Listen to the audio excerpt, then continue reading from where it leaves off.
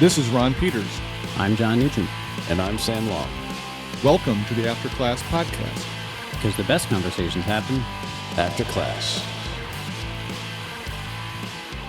Thanks for joining us on another episode of the After Class Podcast.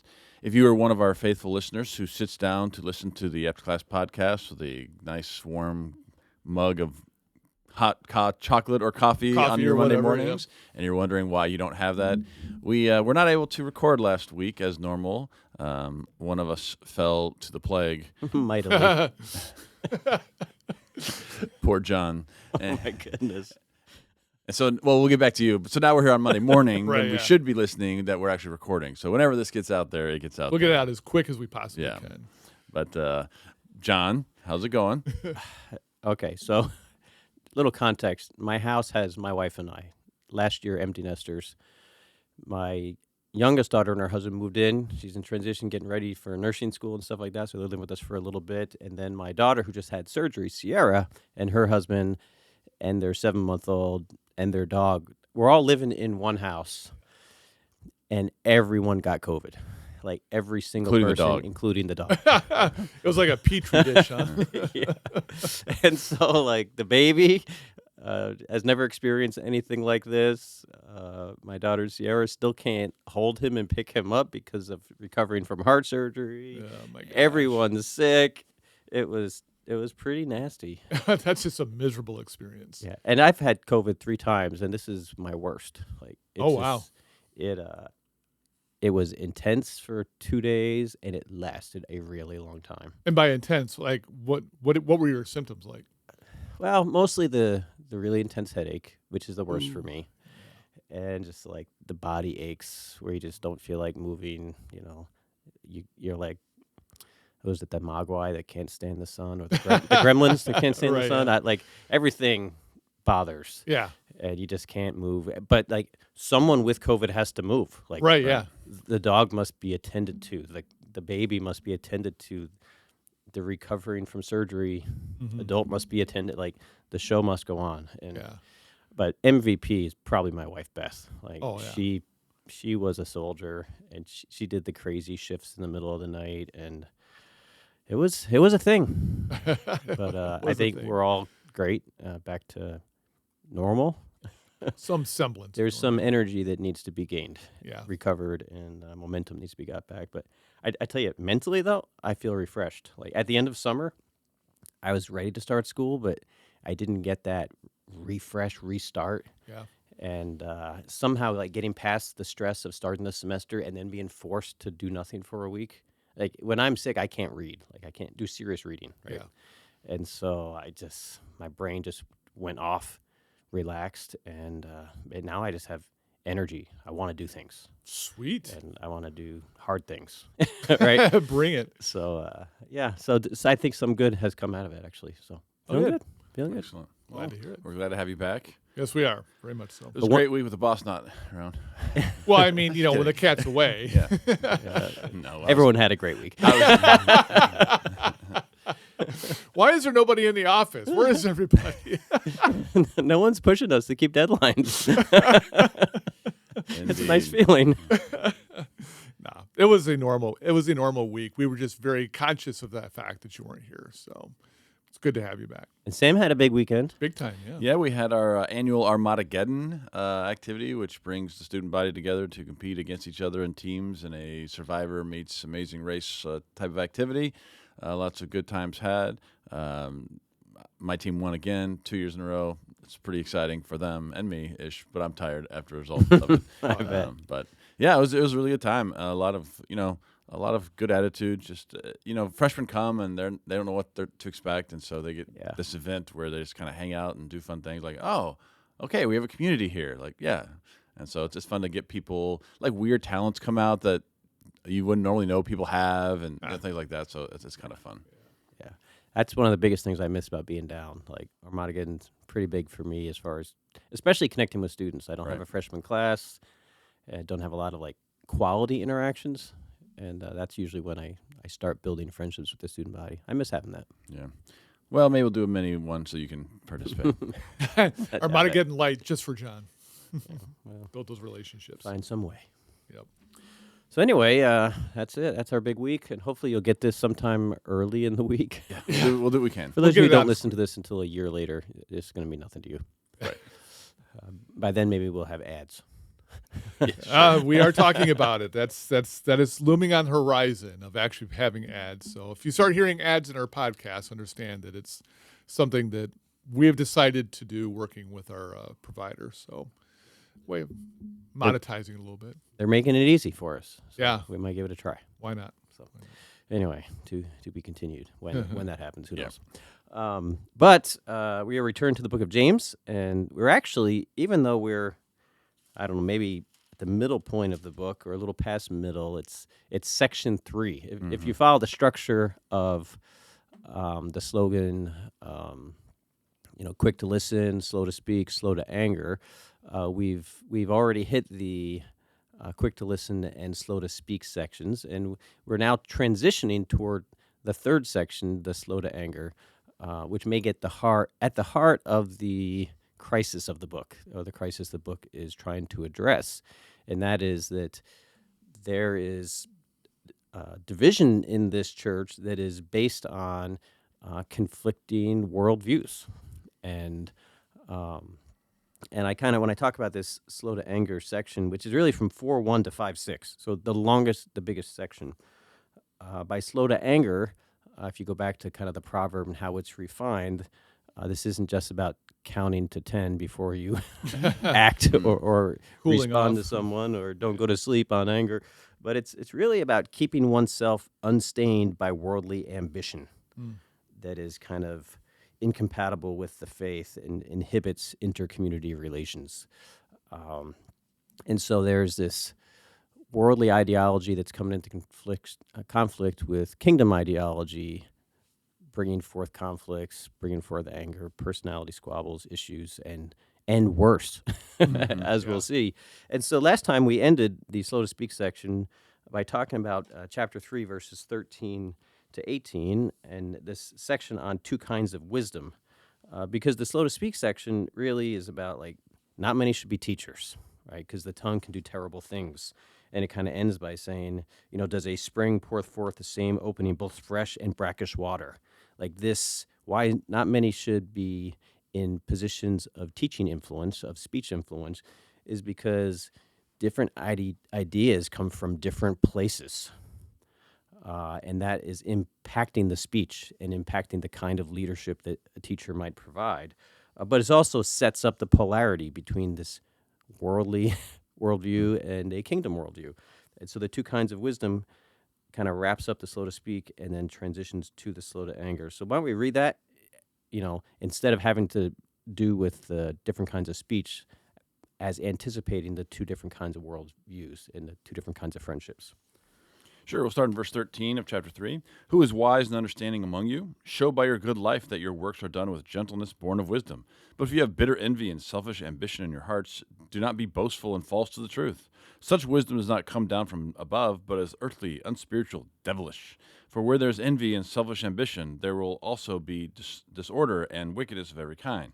But the wisdom from above is first pure, then peaceable, gentle, willing to yield, full of mercy and good fruits, without a trace of partiality or hypocrisy. And a harvest of righteousness is sown in peace for those who make peace. And so, we have this idea of it lays out what wisdom is, right? It lays out what people are supposed to do, and contrasts that with what they're not supposed to do. Right. And the sorts of things where someone might suggest that this is wise. He's like, no, that's not how it works. It's kind of like, I don't know if it's redefining or clarifying, like you said, the worldly understanding of things versus the godly understanding of things. And, this is so vital because these days words mean different things. Like they don't mean what we think they mean. Right? There's connotation, there's denotation, and so like a word like success. Success in the world's eyes is far different than the success in a Christian's eyes. And so wisdom is the same sort of thing, where you probably have people saying, oh, well, if you want to really know how to be in contact with the world, this is what you do. And James is like, no, that's not it at all. In fact, it's this other thing. Yeah, I agree. I think that there are going to be a lot of, in James' time and our time, there are these philosophers who do a good job of like observing how things work in the world. And you're just kind of watching the patterns and you understand how things play out. and you come up with wisdom based on those observations. And there's, that's fair. I understand that how that works. But I think what God is saying is you're looking at a broken world and trying to gain wisdom from it. You're looking at how sin plays out in the world and then forming a system around those patterns. And God's trying to break into the world and say, I have a different way of seeing things. The world is spinning out of control. This is not the world I envisioned when I said, let there be light. And so I'm going to show you a new kind of wisdom. But the world is going to say, that's foolishness. You can't succeed that way. I remember when Suzanne and I owned our coffee shop, we had people come in and other business owners who'd want to sit and talk to us. And they had all sorts of different ideas on how we could be successful. And going back to what you said there, Sam, they had a specific definition of success. But Suzanne and I had a different definition. And they thought we were foolish. That's just not how you succeed. Yeah. But as Paul said in 1 Corinthians, God's wisdom is foolishness to the world. And so James is trying to inspire them to embrace a godly wisdom, which the world is not going to like, and they're going to call us, stupid and all that. But it's truly godly wisdom, and you have to realize how different it is going to be from the world's wisdom. Yeah. This impacts not only how individuals live their lives, but different visions for the church and its future and the church's life together. Yeah. And so this wisdom is creeping into different ideas of how to be the church. Because you have this echo of, wisdom from above doesn't show partiality, which echoes back to the first section on being quick to listen. Like when a rich person comes in the assembly, you treat them better. And when a poor person comes in, you treat them worse. There's different visions for what church life should be about that come from different sources of wisdom. And if you're showing partiality, you're sowing the seeds of ambition. Like it's out of ambition that you treat the rich better. Yeah. It's not out of this kind of wisdom that comes from above. And so, there's kind of this, there are two paths in this book, which is maybe why this book kind of echoes Old Testament wisdom. Mm-hmm. The two ways theme is a theme in the Old Testament wisdom books. And James is bringing it to bear for this congregation. I think also what he's doing here is somewhere in the intertestamental period, there's a convergence of wisdom and Torah, right? Mm-hmm. Whereas we read Proverbs, there's not a lot of Torah talk, right? Yeah. And so when we think of wisdom in the Old Testament, it's kind of to separate from that. But in between, especially Ben Sira brings these together. And here you see it as well, because when I think wisdom, I think like discernment and so forth. But his wisdom is like pure, peaceable, gentle, yield, mercy, good fruits, right? Like this sounds like a Torah sort of idea, like how we treat one another and reversing the effects of the fall. And so clearly, I think they've converged. And he doesn't explicitly say, be better Jews or, whatever, something like it. But I think that's kind of behind it and sort of creeps its way in. Yeah, I think it's very Sermon on the Mount-ish, which is Jesus just expanding on Torah. He's not confronting it or undermining it. He's saying, this is the heart of it, and I'm going to teach you what true interpretation looks like. And James gets that. I think you're right, Sam. It's a very Torah-centric, it's a very Jesus-centric way of approaching life. And so, again, making peace, instead of showing favoritism and creating dissensions, always looking to make peace with people, being a peacemaker. The world will say, well, you can't succeed that way. And God would say, that's the very definition of success, and you worldly people just don't get it. Yeah. I think it's interesting that devil language kind of shows up. Devilish, this wisdom from below. And it's not about, this isn't really about like spiritual warfare, right? But it's about like the devil, the prince of the power of the air, is like the one over the powers and principalities and their way of thinking and their way of doing things and their ways of success and their ways of kind of climbing the ladder and becoming important in society. And, you got to like raise the right people and lower the right people so that you can kind of get ahead. Like that's the kind of stuff, like worldly ambition. James, that associates that kind of thing with the devil. Yeah. Not like super serious professional sins, but the easier temptation to like slip into the world's wisdom. Oh, now you're kind of stepping into the devil's terrain. Yeah, without a doubt. Well, to be on top of the pack, you're standing on top of a lot of people, and God's wisdom doesn't look that way. Sorry, Sam. No, and it also has that set apart notion, right? Like going back to Torah, where it's different. It's not like them. Like stop. Like these are two different things. Yeah. Agree. Well, this leads into chapter 4, which Ron is going to read. Yeah, going to read verses 1 through 10 of chapter 4. Those conflicts and disputes among you, Where do they come from? Do they not come from your cravings that are at war within you? You want something and you do not have it, so you commit murder. And you covet something and cannot obtain it, so you engage in disputes and conflicts. You do not have because you do not ask. You ask and you do not receive because you ask wrongly, in order to spend what you get on your pleasures. Adulterers, do you not know that friendship with the world is enmity with God? Therefore, whoever wishes to be a friend of the world becomes an enemy of God. Or do you suppose that the Scripture speaks to no purpose? Does the Spirit that God caused to dwell in us desire envy? Does God give all the more grace? But God gives all the more grace. Yes, he does. Therefore it says, God opposes the proud, but gives grace to the humble. Submit yourselves, therefore, to God. Resist the devil, and he will flee from you. Draw near to God, and he will draw near to you. Cleanse your hands, you sinners, and purify your hearts, you double-minded. Lament and mourn and weep. Let your laughter be turned into mourning and your joy into dejection. Humble yourselves before the Lord, and he will exalt you. So much of this echoes chapter 1. Yeah. Like, we talked about in the beginning of a Greco-Roman rhetorical speech, like the introduction kind of lays out the issues, kind of gives you teasers of things to come.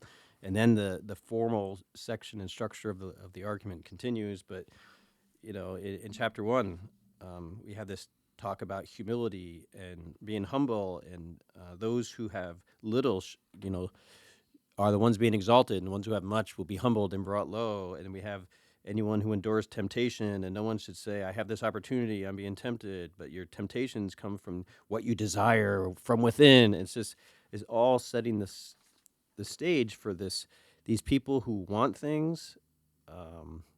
They don't have them. God's not giving them what they want. And then they're taking it out on other people and their desires and conflicts. It's like whenever we want something and we feel like there's scarce resources and someone's going to get it and someone's not going to have to get it, we got to be wise in who we give it to, right? To make the most of it.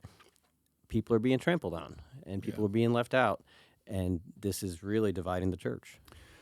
Do you think this is speaking to the rich or the poor? Like, who are the ones who are wanting and not getting?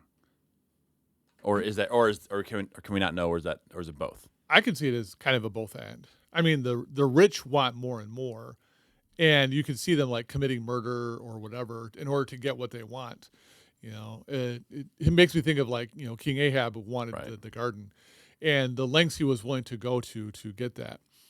Did he murder him? Was it? Yeah. Yeah, that's what I thought. Well, yes. Indirectly. Yes. Indirectly, yeah. But even among the poor, you just want food. I just want the basic necessities of life. And nobody finds fault with that. You want what you want.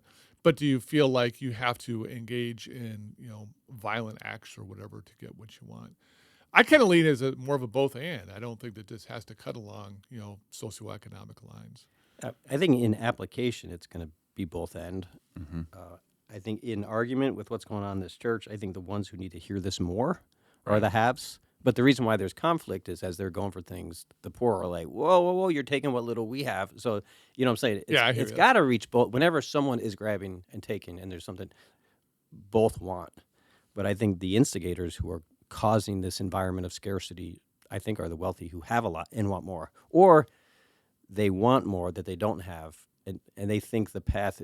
all the group could be poor, and there's some poor that have found contentment in that humble estate and are focusing on kingdom things, and there could be other poor who are not content with that. They want to take the church further, and they want more. Like they want to be rich, which is not the same as being rich.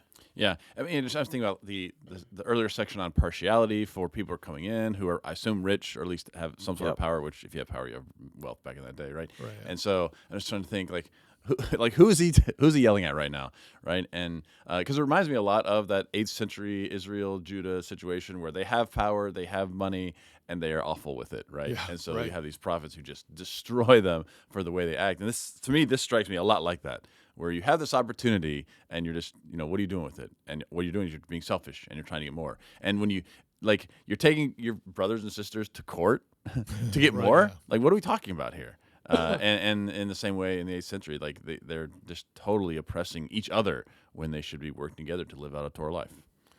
Yeah, I mean, as you know, I'm in the process at my church where I'm kind of telling Israel's story and working through the Old Testament. But I keep coming back to this idea of friendship with the world as being a significant part of Israel's failure. You know, you're supposed to be presenting the world a radically different vision of what life looks like, a life that's been taught to you by God and is a reflection of his intention. And instead, they're trying to be like, make us like everybody else. You know, we want to be like the nations around us. We want to be like the towns next door, you know, who are worshiping these other gods. And probably part of it is they look like they're doing real well. You know, we want a piece of that prosperity pie.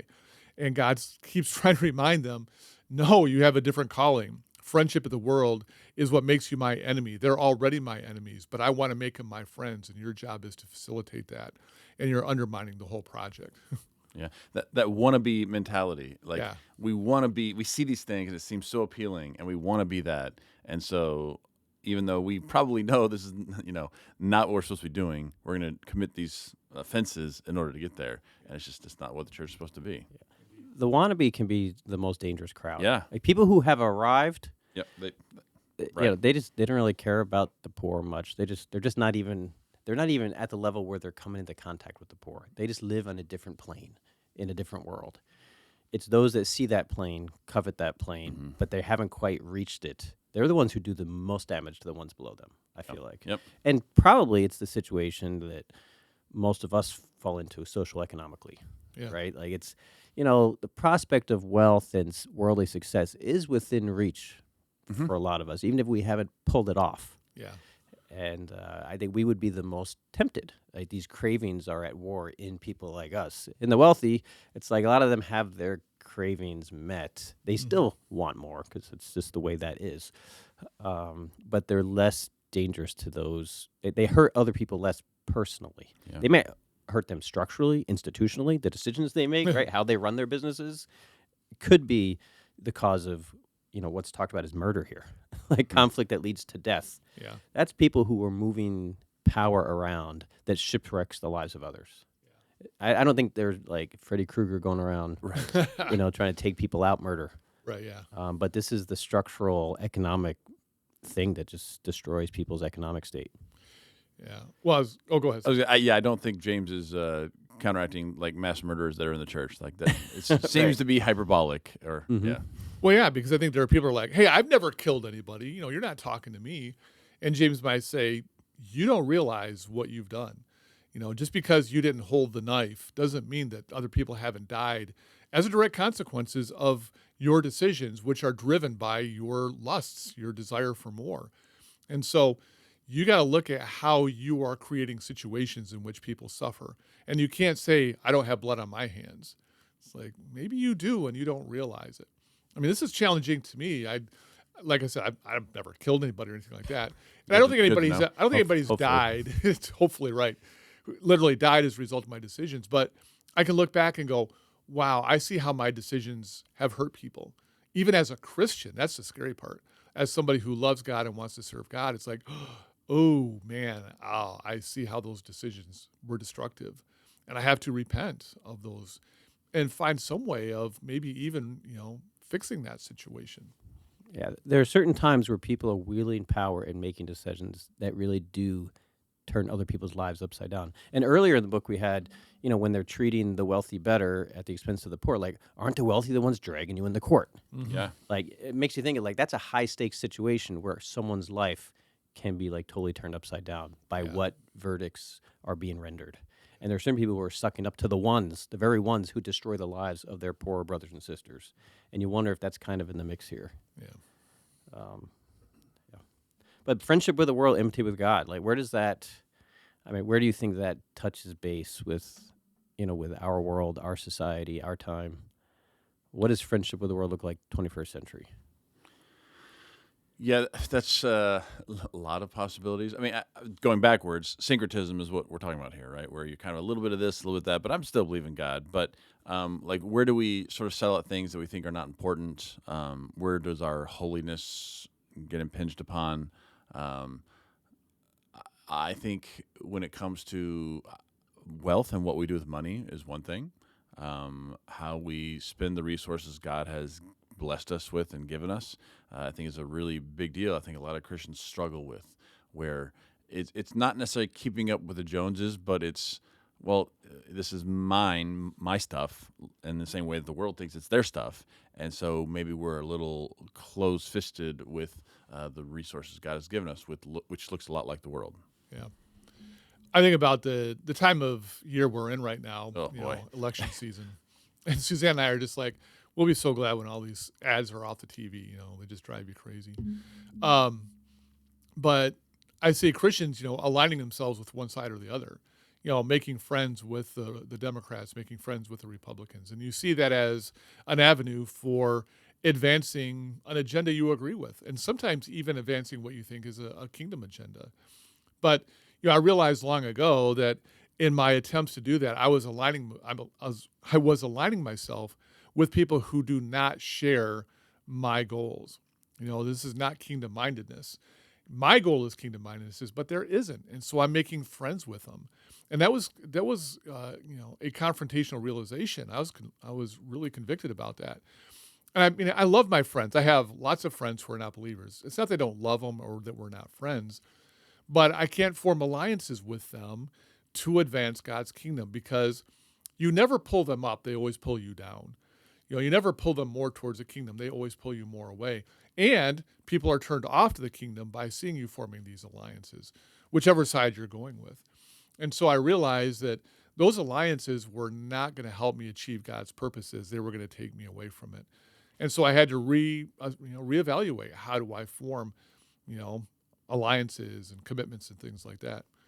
So that's just one example. And I only think of it because it's very timely in the election season. Yeah, I think in theological conversations, this is huge, what you just talked about. This friendship with the world, this alliances, it's the people. And I think it's important tying this to elections because, we talked about a while ago, I did that review of Jesus and Power or something like that from N.T. Wright and Michael Bird. And, they have such a kingdom worldview about the church and its role and stuff like that. But like, if you really care about the world, and if you really want to make a difference, you got to be in the room where the big conversations are happening, where the difference makers make policy, make law, do things. You're talking about elections. You're talking about both small ones and big ones. And the bigger the election, the more trickle down and impact. And if you really care about the poor, you're going to get like deeply involved in those conversations, because who gets elected makes policy decisions that trickle down and impact everyone. And it's weird. I don't generally watch things that have commercials on them.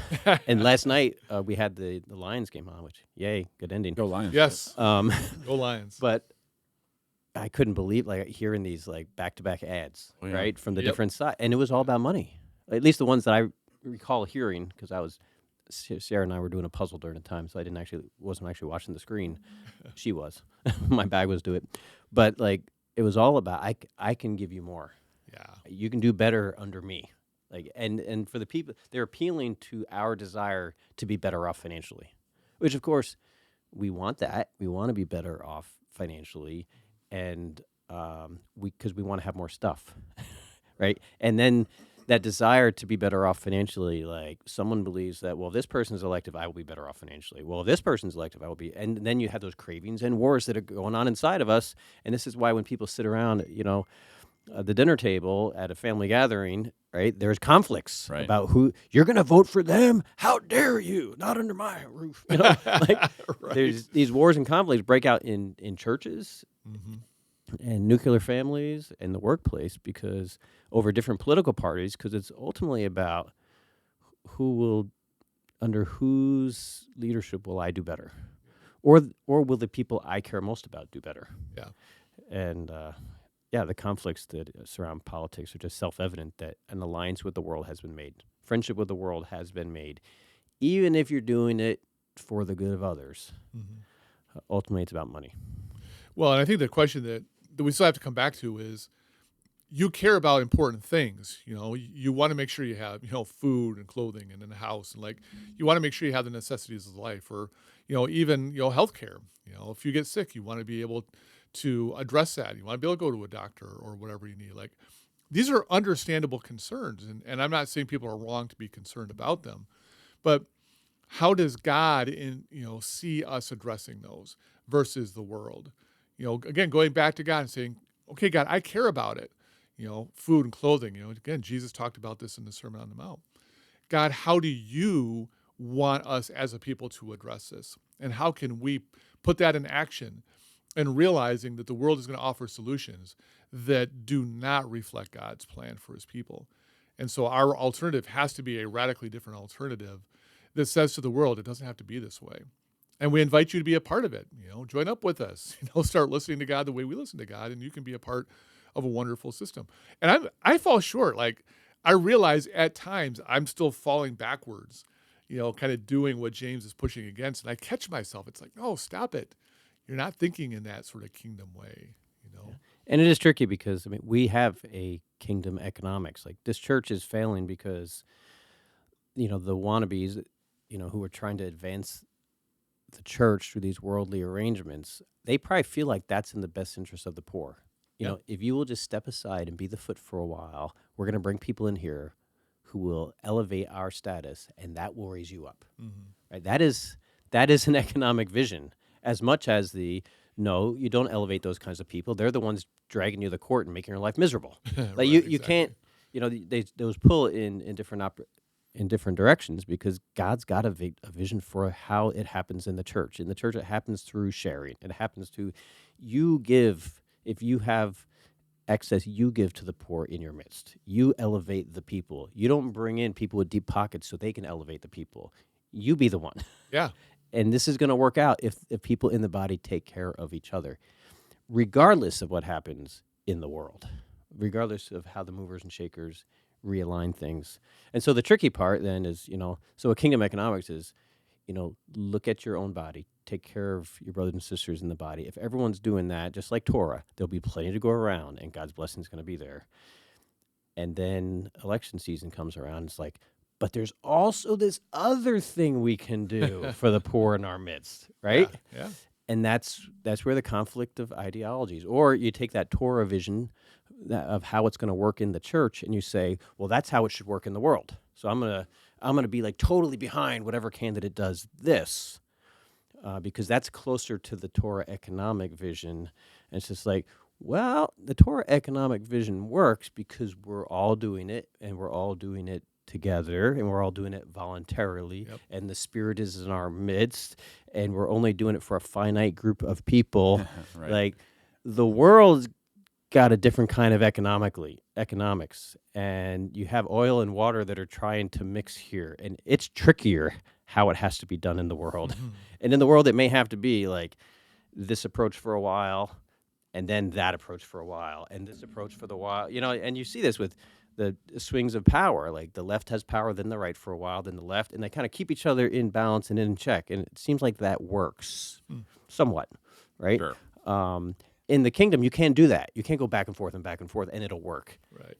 That back to the wrong direction destroys the church. It's one thing all the time. And this is why friendship with the world is tricky, because you assume that what works in the church is going to work in the world, which there's no promise in the Bible that that's the case. Yeah, it only works for people who have embraced it, who have said to God, I will listen to you and I'm going to enact that. And the world hasn't done that. And you talk about how, sometimes you have the left, sometimes you have the right.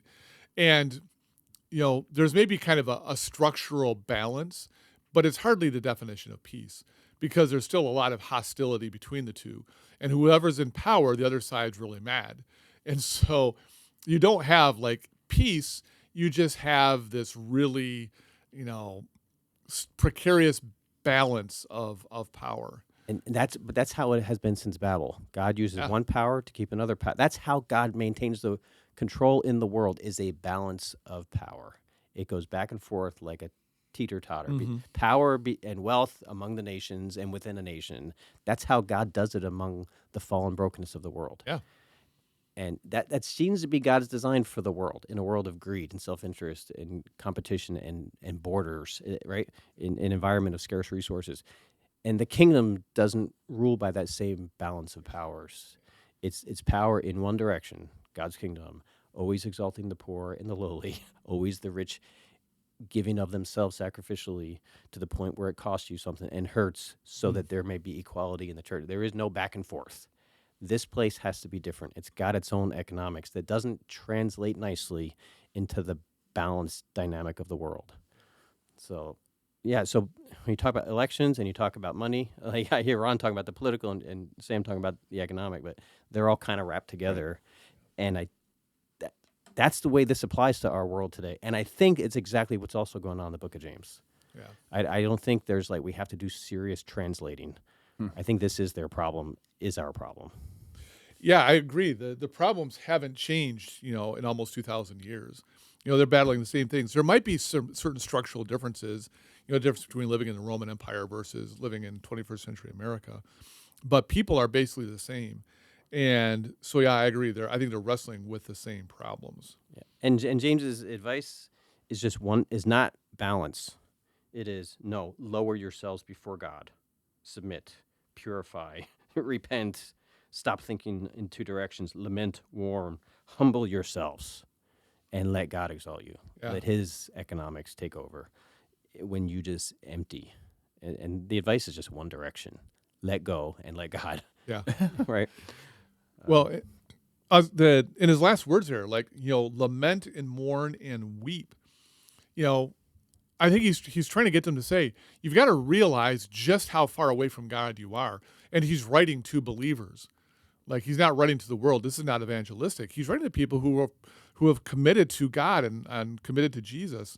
And he's saying, you must lament and mourn and weep. It kind of makes me think of King David, when he gets the word from Nathan about his son with Bathsheba. He's like, he's going to die.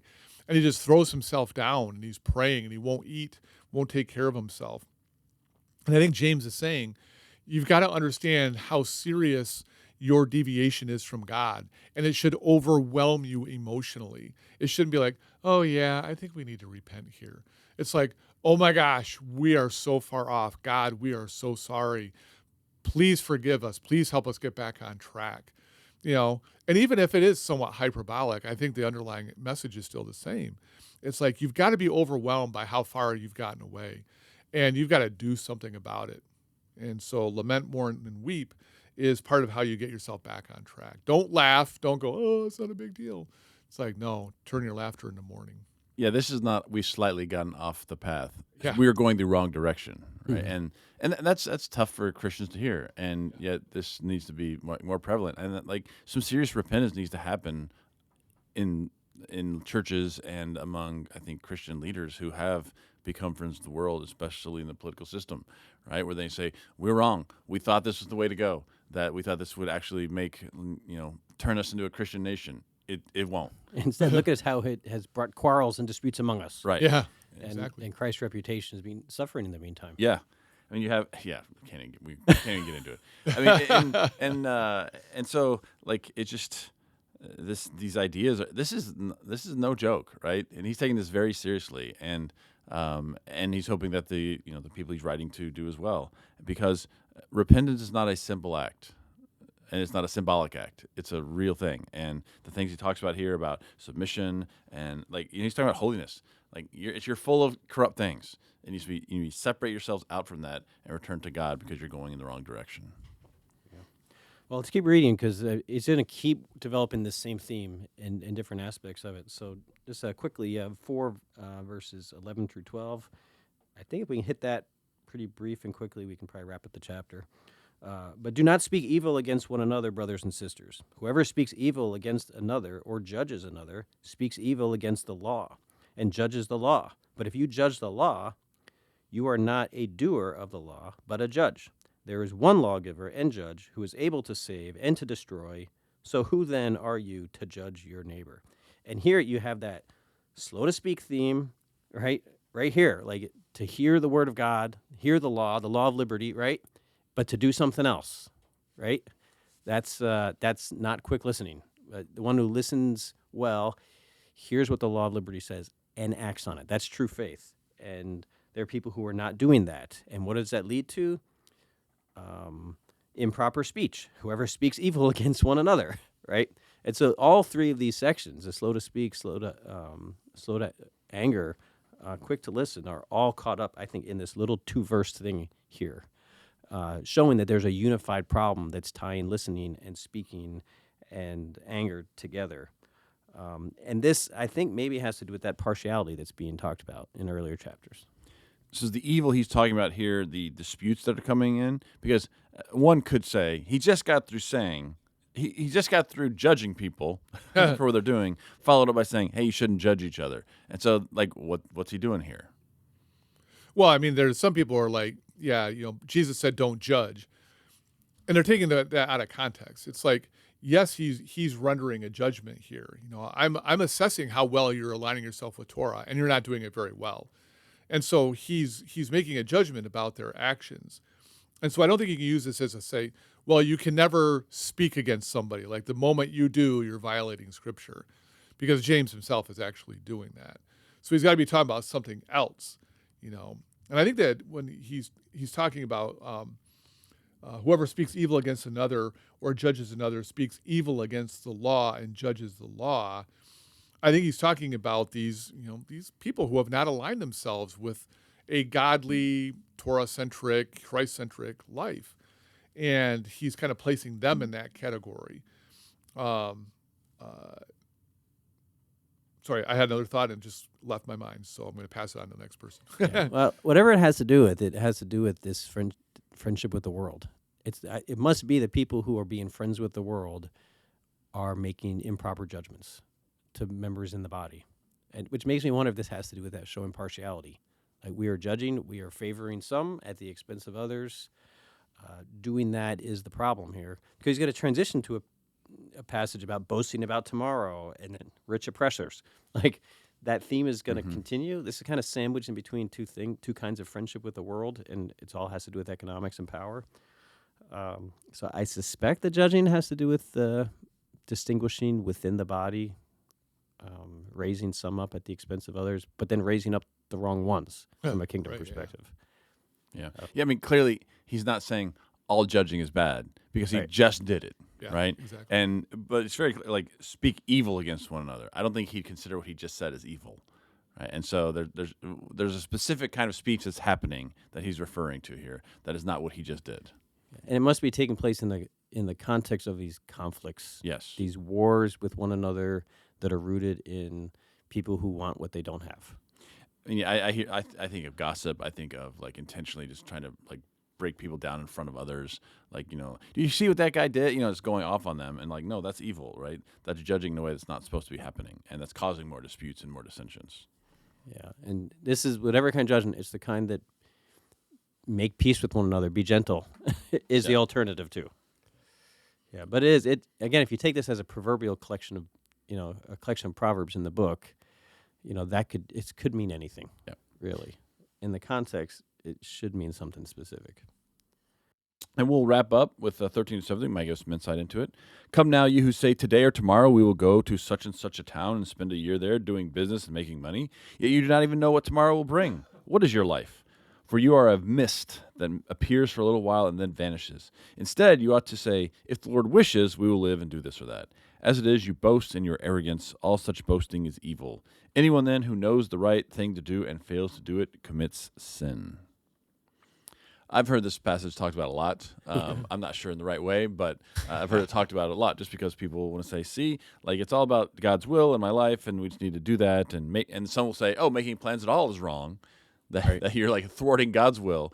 And so I don't think either of those get quite at it. Yeah, I mean, I think part of what he's trying to get him to do is to, take God into account. He is the Lord. We are the ones who serve him. We can go to God and say, hey, God, this is what I'm thinking. Tell me what you think. Help me to understand. Inspire me by your spirit, by your word, by my community. Help me to understand. Is this a good plan or not? Don't make your plans on your own, but think about God and submit your plans to him. I think that's a better way of approaching it. Yeah. And I don't think this is talking about taking sabbaticals, going on vacation, like traveling. It's bad to go see people on the other side of the country or the world. Like that's bad. That's always bad. But it's like, who wants to go to such and such a place, spend a year there, doing business and making money? Like these seem to be people who they're forsaking the fellowship for an extended period of time for money. And there must be some rationalization in their head, and this is what's best for all of us. Like, if I can do that, then I'll have the connections and the resources, and then I can come back and be helpful for the poor. I wonder if it's the same group, right, who's showing partiality, elevating those who can maybe arrange those trips, who have the connections to go on those trips. This will for the future is a will for financial security, both personally and probably corporately, so that everyone else in the church can benefit.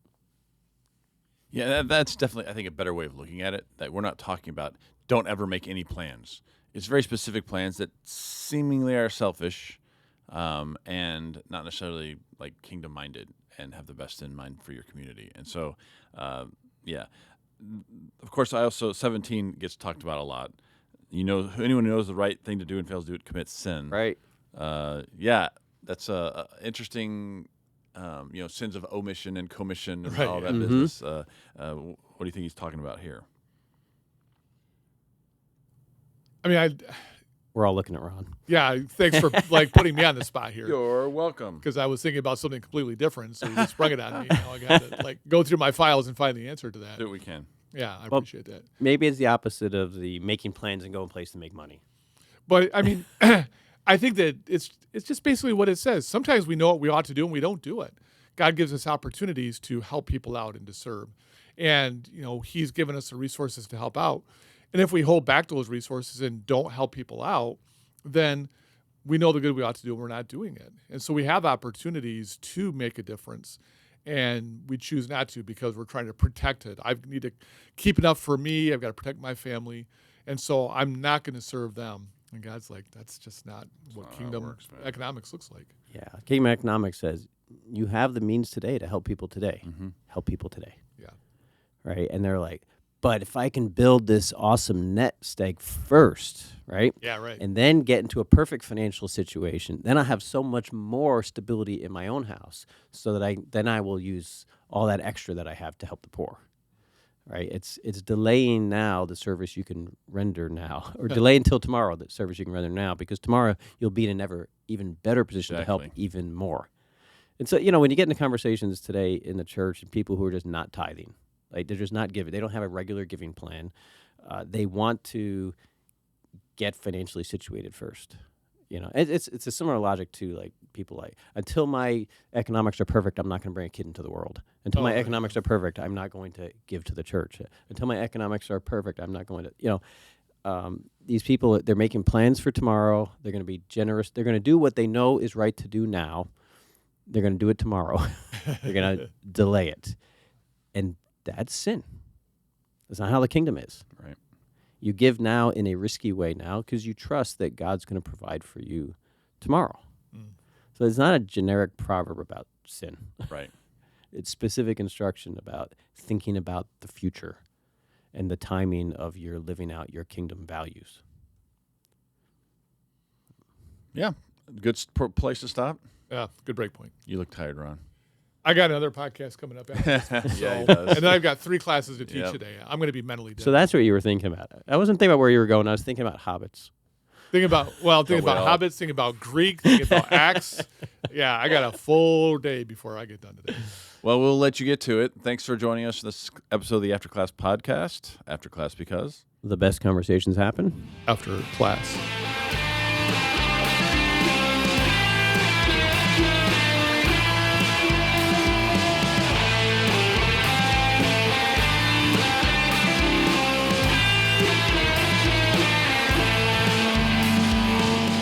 Thank you again for listening to the Afterclass Podcast. ACP is hosted by Sam Long, John Nugent, and Ron Peters. Audio production is provided by Drew Nyquist, and social media is managed by Darren Harris.